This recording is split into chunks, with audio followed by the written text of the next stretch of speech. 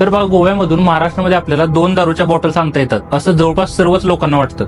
आपण जर गोव्यातून परमिट घेतलं तर आपण 2 दारूच्या बॉटल्स महाराष्ट्रामध्ये आणू शकतो. तर बघा, तुम्हाला थोडं शॉकिंग वाटेल आणि आपल्याला काही लोक बोलतील सुद्धा की आम्ही वेगवेगळ्या ठिकाणी लपून भरपूर वेळा दारू आणली सुद्धा आहे. पण लक्षात ठेवा, हा सर्वांबरोबरच एक स्कॅम चालू आहे. या स्कॅमचा परिणाम भरपूर लोक जेल आणि महाराष्ट्र गोवा बॉर्डरवरील दोन्ही पोलिसांना पैसे देऊन भोगतायत.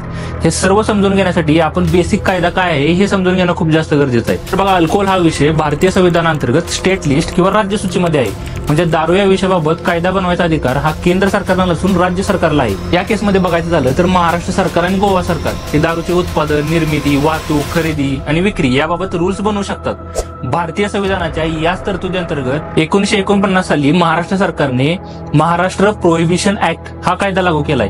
या कायद्याअंतर्गत देशी दारूसाठी महाराष्ट्र कंट्री लिकर रूल्स 1973 आणि विदेशी दारूसाठी 1953 साली बॉम्बे फॉरेन लिकर रूल्स बनवले गेलेत. म्हणजे देशी